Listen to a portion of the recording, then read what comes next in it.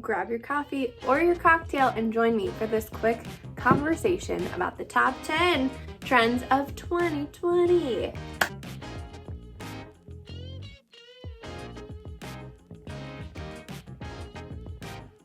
Sip your coffee. Ready? 1, 2, 3. I'm so excited.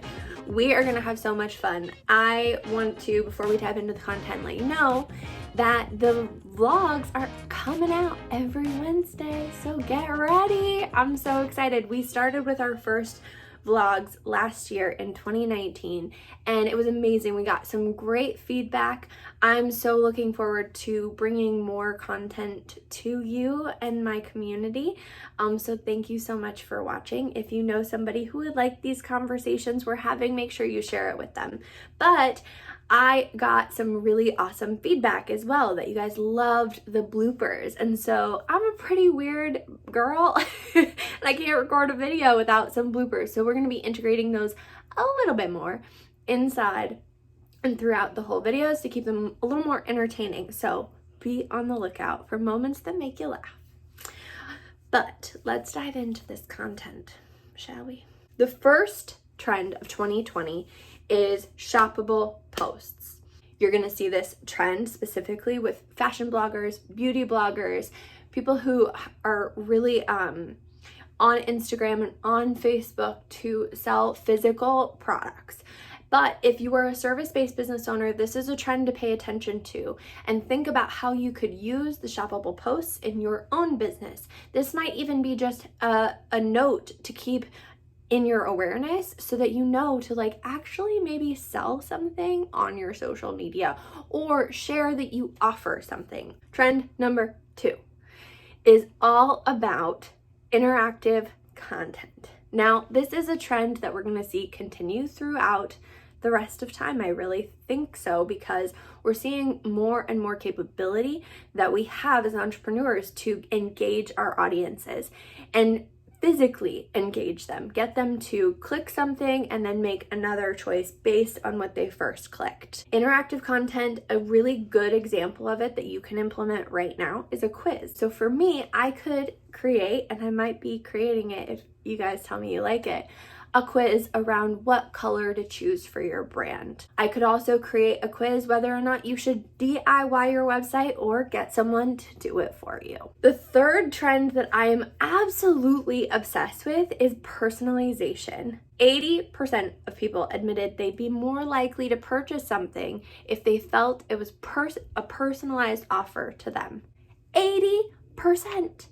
So that means that while we aren't like Amazon, they've really mastered it the most, right? When I go and buy one thing, I'm automatically suggested to another thing. Like for example, I bought some vlogging equipment and now what's showing up in my what else I might like to buy are some other choices for equipment to add on to what I already have, because Amazon knows I purchased one thing and so they're suggesting another option. You can implement personalization in small ways, adding someone's name to your email. So when it says hello, make it say their name. You can actually do that inside your email marketing software. Make sure that you're really using your copy to speak directly to the person who needs what you have.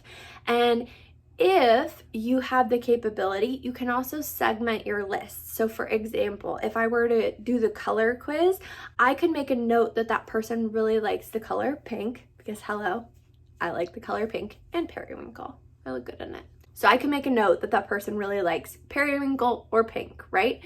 And that it's their main brand color. That could be the choice. And in, the next rebrand I have that uses that color, I could send an example of how I used that color in one of our latest client rebrands, but I could send it only to those specific people. Does that make sense? So you're really tailoring what your audience wants to what they've already shown you that they want. The fourth thing is actually, it's been an ongoing trend and I feel like it's truly timeless. It's content marketing. And we've all heard that before, but the shift in it this year is that it's quality over quantity. So we've actually seen a trend up in Instagram where caption sizes are doubling.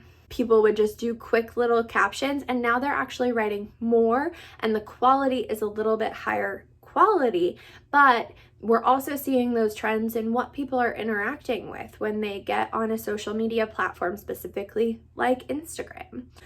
We're also seeing that less and less people are posting to the grid. So this year, an average of 2 posts a week is totally fine. Now, that may not be the right strategy for you, but it's a good reminder that you don't have to be there every single day, unless it's, of course, in your stories. Number 5. Why did I sing that? Trend number 5 is video. Hello, this has been a trend for a really long time, but as our phones, like I'm recording on right now, get better, it's going up and up. The difference in it in 2020 is that live videos keep your audience watching 3 times longer. So that's something that I'm taking into consideration in the next year. I also want to make sure that our videos are a little bit more interactive, so you can mix and mingle all of the trends that we're talking about. Number 6 is using a controversial tone. Dun, dun, dun. Really though, this doesn't necessarily mean sharing your opinion about politics unless it's on brand for you. When you have an opinion, when you say the thing that you believe about your industry, not necessarily everyone's gonna agree.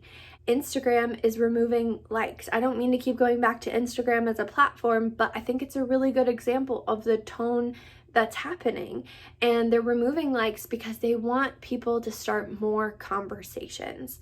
And when we start more conversations, it's gonna start some that maybe we don't all agree. When you can share your opinion, you're going to actually grow more and become more prevalent in your industry because you're going to strike a chord with people who believe what you believe. Number 7 is emotion and relationships.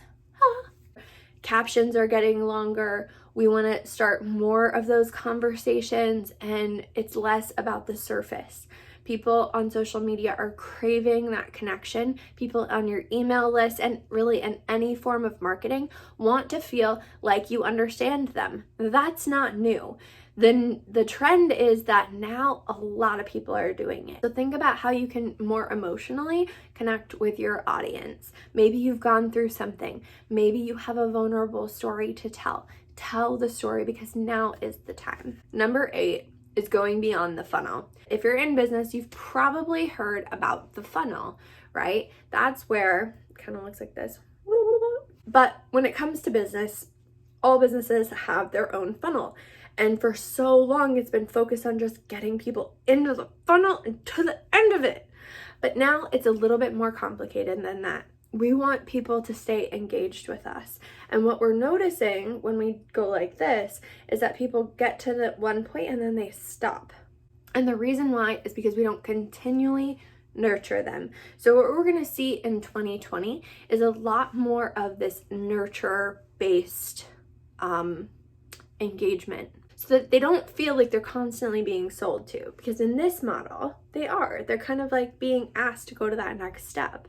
So now what we're going to see, instead of engage them for free, give them something free, low level offer, high level offer, it's going to go engage them, give them something, sell them something, engage them, give them something, sell them something.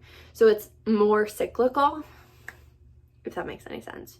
If you got questions, let me know. And then number 9 is all about real time. This is, hello, we saw it when I was talking about video specifically. We're going to see a higher level of lives. We're starting to see this trend in Facebook and Instagram stories where people want to actually see the real behind the scenes. And real is more now than ever. People want to work with companies that are authentic. And 10 out of 10, my friends, is don't ignore the data. This is my personal trend that I'm going to be paying more attention to in the next year, but it's really focused on making sure that you're giving people what they want. And if you ignore the data, then you're not necessarily doing that, right? So keep a close eye on exactly what that is, and you will be trending. Now here's the thing. These little episodes come out every single Wednesday. Conversations with Chelsey, hashtag it, tell me about it. I can't wait to know what you want to learn next. Thank you so much for watching. See you later.